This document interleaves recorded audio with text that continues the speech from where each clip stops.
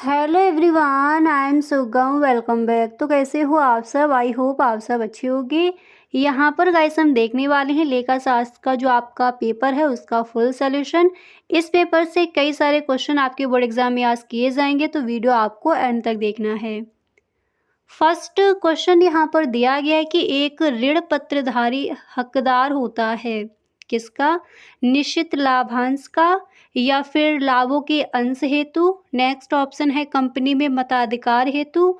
और 4 नंबर पर यहाँ पर ऑप्शन है एक निश्चित दर से ब्याज हेतु। आपको बताना है एक ऋण पत्रधारी हकदार होता है, तो यहाँ पर आपका जो राइट ऑप्शन है वो हो जाएगा एक निश्चित दर से ब्याज हेतु एक ऋण पत्रधारी हकदार होता है। ठीक है, 4 नंबर पर जो ऑप्शन है आपका राइट है। इसी तरह से यहाँ पर अगला क्वेश्चन दिया गया है कि एक साझेदार के अवकाश ग्रहण करने पर ख्याति पूंजी में जमा क्रेडिट किया जाएगा। ऑप्शन देखिए, फर्स्ट है अवकाश ग्रहण करने वाले साझेदार के, नेक्स्ट है शेष साझेदारी की, नेक्स्ट है सभी साझेदारों की, और इसके बाद अगला ऑप्शन है इनमें से कोई नहीं। आपको बताना है कि एक साझेदार के अवकाश ग्रहण करने पर ख्याति पूंजी में जमा यानी क्रेडिट किया जाएगा। तो यहाँ पर राइट ऑप्शन आपका हो जाएगा अवकाश ग्रहण करने वाले साझेदार की। ठीक है, इसी तरह से अगला क्वेश्चन यहाँ पर दिया गया है कि एक साझेदार फर्म के विघटन की दशा में वसूली पर लाभ या हानि को साझेदारी के मत किया जाएगा। पूंजी अनुपात में या फिर लाभ विभाजन अनुपात में। नेक्स्ट ऑप्शन है समान। और इसके बाद हमें यहाँ पर 4 नंबर पर ऑप्शन दिया गया है इनमें से कोई नहीं। आपको यहाँ पर बताना है एक साझेदार फर्म के विघटन की दशा में वसूली पर लाभ या हानि को साझेदारी के मध्य किया जाएगा। तो यहाँ पर गाइस जो आपका राइट ऑप्शन है वो कौन सा हो जाएगा? तो राइट ऑप्शन हो जाएगा लाभ विभाजन अनुपात में, यानी सेकंड नंबर पर जो ऑप्शन है यही ऑप्शन आपका इस क्वेश्चन का राइट है। इसके बाद अगला क्वेश्चन है कि एक कंपनी के वास्तविक मालिक कौन होते हैं? एक कंपनी का वास्तविक मालिक कौन होता है? सरकार या फिर निदेशक मंडल। नेक्स्ट ऑप्शन है समता अंशधारी। और इसके बाद अगला ऑप्शन है कि ऋण पत्रधारी। तो एक कंपनी के वास्तविक मालिक कौन होते हैं, यहाँ पर कौन सा ऐसा ऑप्शन है जो आपका राइट है? तो यहाँ पर गाइस जो देखिए फर्स्ट क्या दिया गया है? सरकार। ये ऑप्शन कैसा है? ये आपका रॉन्ग है। राइट ऑप्शन हो जाएगा समता अंशधारी। एक कंपनी का वास्तविक मालिक होता है समता अंशधारी, यानी सेकंड नंबर पर जो ऑप्शन है आपका राइट है। अगला क्वेश्चन है कि एक साझेदारी के असीमित दायित्व से क्या तात्पर्य है? अब यहाँ पर हम देख रहे हैं जो आपके सब्जेक्टिव क्वेश्चन में यानी जो आपके अतलग उत्तरीय प्रश्न very short answer type question दिए जाते हैं उन पर पहले हम डिस्कस करेंगे। तो एक साझेदार के असीमित दायित्व से क्या तात्पर्य है? आप लिखोगे कि साझेदार के असीमित दायित्व का मतलब है कि साझेदार की निजी संपत्ति साझेदार के कर्ज और दायित्व के लिए जिम्मेदार होती है। इसके बाद आप लिखोगे यानी अगर साझेदारी में घाटा आता है तो साझेदारों को बकाया कर्ज और अन्य देनदारियों के लिए बराबर जिम्मेदार माना जाता है। ठीक है, तो एक साझेदार के असीमित दायित्व से क्या तात्पर्य है? इस तरह से इसका आप आंसर लिखोगे। अतलग उत्तरीय प्रश्न में क्वेश्चन आस्क किया गया है कई बार। अगला क्वेश्चन यहाँ पर है कि ऐसे दो अवसर लिखिए जब साझेदारी फॉर्म का पुनर्गठन हो सकता है। आप लिखोगे कि साझेदारी फॉर्म के पुनर्गठन के दो अवसर ये हैं। साझेदारों के बीच लाभ साझाकरण अनुपात में बदलाव, किसी नए साझेदार का प्रवेश। इसके बाद आप लिखोगे कि साझेदारी फॉर्म के पुनर्गठन के अन्य कारण जैसे मौजूदा साझेदारी की सेवानिवृत्ति, किसी साझेदारी की मृत्यु, साझेदार दिवालिया हो जाए। तो साझेदारी फर्म के पुनर्गठन के कौन कौन से कारण हो सकते हैं? मौजूदा साझेदारी की सेवानिवृत्ति, या फिर किसी साझेदारी की मृत्यु हो जाए, या फिर साझेदार दिवालिया यानी पागल हो जाए। तो ऐसे दो अवसर लिखिए जब साझेदारी फर्म का पुनर्गठन हो सकता है। आई होप गाइस इस क्वेश्चन का आंसर आपको सही ढंग से समझ आ गया होगा कि वहाँ पर इसका आंसर आप किस तरह से लिख कर आओगी। ठीक है, चलिए इसके बाद यहाँ पर अगला क्वेश्चन आपका क्या दिया गया है, चलिए उसको हम देख लेते हैं। तो यहाँ पर आप देख सकते हो नेक्स्ट क्वेश्चन है कि नवीन साझेदार द्वारा प्राप्त दो प्रमुख अधिकार लिखिए। नवीन साझेदार द्वारा प्राप्त दो प्रमुख अधिकार। आप लिखोगे कि नए साझेदार को, नवीन यानी नए साझेदार को साझेदारी फर्म में प्रवेश के समय दो मुख्य अधिकार मिलते हैं। पहला, फर्म की संपत्तियों में हिस्सा लेने का अधिकार, और नेक्स्ट मिलता है फर्म के भविष्य के लाभों में हिस्सा लेने का अधिकार। ठीक है, इसके बाद यहाँ पर आप लिखोगे कि नए साझेदार को ये अधिकार मिलने के अलावा ये भी अधिकार मिलते हैं कि फर्म के प्रबंधन और संचालन में भाग लेने का अधिकार, फर्म के वित्तीय स्थिति और अन्य महत्वपूर्ण जानकारी पाने का अधिकार, फर्म के व्यावसायिक फैसलों में हिस्सा लेने का अधिकार। नए साझेदार को फर्म की संपत्तियों में हिस्सा पाने के लिए पूंजी लगाना होता है, वहीं भविष्य के मुनाफे में हिस्सा पाने के लिए उसे अपना प्रीमियम देना होता है। ठीक है, तो नवीन साझेदार द्वारा प्राप्त दो प्रमुख अधिकार इस तरह से आप लिख कर आओगे। नेक्स्ट क्वेश्चन है कि ऐसी दो परिस्थितियां बताओ जिसके अंतर्गत एक साझेदारी फर्म विघटन का और साझेदारी फर्म का विघटन हो सकता है।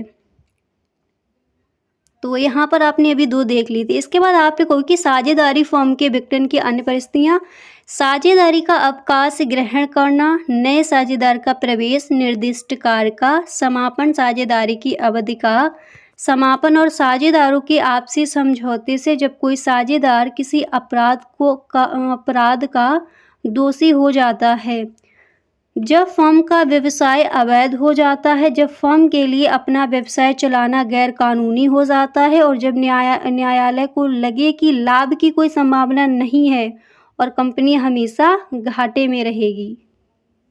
ठीक है, तो इस तरह से विघटन हो सकता है। नेक्स्ट है कि सूचीबद्ध कंपनी का अर्थ लिखिए। आप लिखोगे कि सूचीबद्ध कंपनी का मतलब है ऐसी कंपनी जिसकी प्रतिभूतियां किसी मान्यता प्राप्त स्टॉक एक्सचेंज पर सूचीबद्ध हो। सूचीबद्ध कंपनियों के शेयर सार्वजनिक रूप से उपलब्ध होते हैं। इन कंपनियों में कोई भी निवेशक निवेश कर सकता है और शेयरों का स्वतंत्र रूप से कारोबार कर सकता है। ठीक है, तो पहले वहाँ पर आपको इस तरह से लिखना है। ठीक है, और सूचीबद्ध कंपनी का अर्थ यहाँ पर पूछा गया है, तो यहाँ पर इसका मीन क्या है आपने देख लिया। इसके बाद कुछ और भी इसके बारे में समझ लीजिए।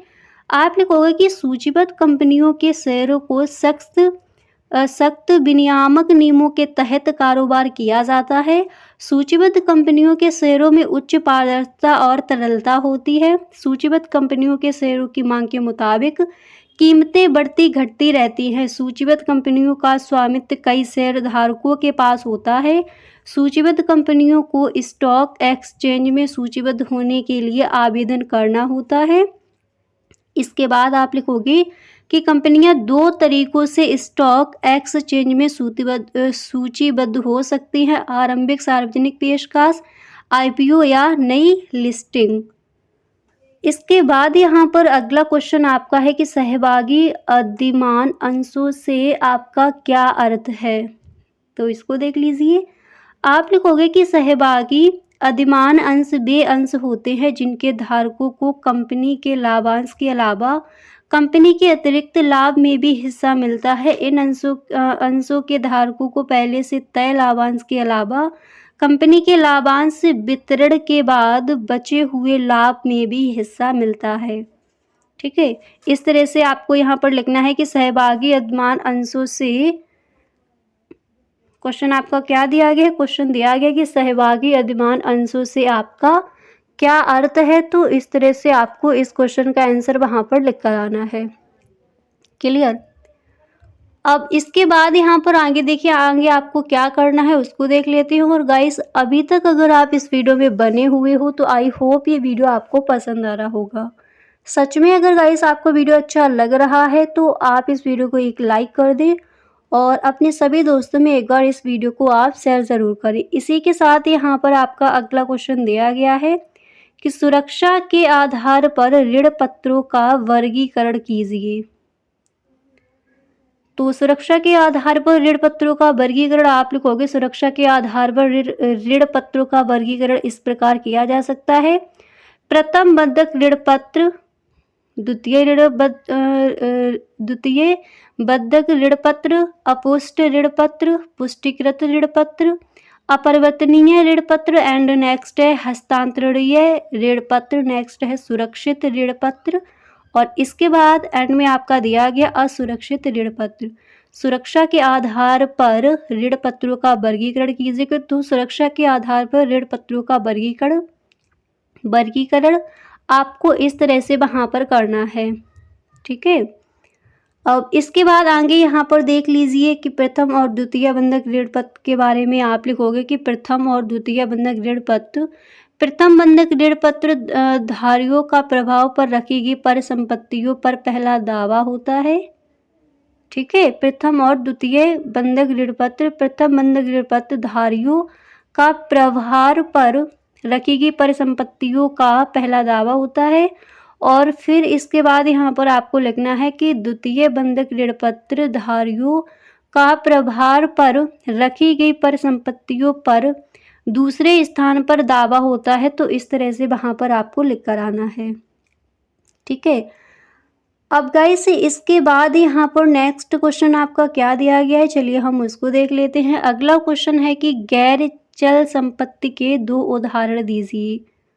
आप वहाँ पर लिखोगे गैर चालू संपत्ति के 2 उदाहरण हैं जमीन, मकान। गैर चालू संपत्ति के बारे में थोड़ा और देख लीजिए। आप लिखोगे गैर चालू संपत्तियों में दीर्घकालिक संपत्ति और अचल संपत्ति शामिल होती है। अचल संपत्ति में जमीन, मकान, उपकरण, मशीन वगैरह शामिल है। गैर चालू संपत्तियों को कंपनी की बैलेंस शीट में दर्ज किया जाता है। किसी कंपनी के दीर्घकालिक निवेश जिनका पूरा मूल्य लेखा वर्ष के भीतर प्राप्त नहीं होगा उन्हें गैर चालू संपत्ति कहा जाता है। इसके बाद आप लिखोगे कि कंपनी अपनी तात्कालिक ज़रूरतों के लिए चालू परिसंपत्तियों का इस्तेमाल करती है। और इतना लिखने के बाद फिर यहाँ पर आपको इस तरह से लिखना है का इस्तेमाल करते, फिर आप लिखोगे वही भविष्य या दीर्घकालिक ज़रूरतों के लिए गैर चालू संपत्तियों का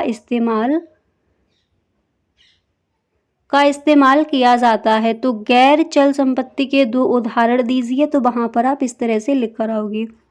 तो ये सारे क्वेश्चन आपके अतलग उत्तरीय प्रश्न है। अब हम यहाँ पर देखेंगे कि लघु उत्तरीय प्रश्न में ऐसे कौन कौन से आपके क्वेश्चन हैं जो इस बार के बोर्ड एग्जाम के लिए इम्पोर्टेंट हैं।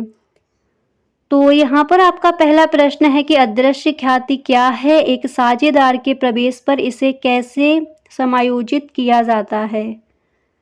इसी के साथ यहाँ पर नेक्स्ट क्वेश्चन आपको ये तैयार कर लेना है कि फर्म के विघटन और साझेदारी के विघटन के मध्य अंतर बताइए, ठीक है। क्वेश्चन क्या है, फर्म के विघटन और साझेदार के विघटन के मध्य अंतर बताइए। और फर्स्ट था अदृश्य ख्याति क्या है, एक साझेदार के प्रवेश पर इसे कैसे समायोजित किया जाता है।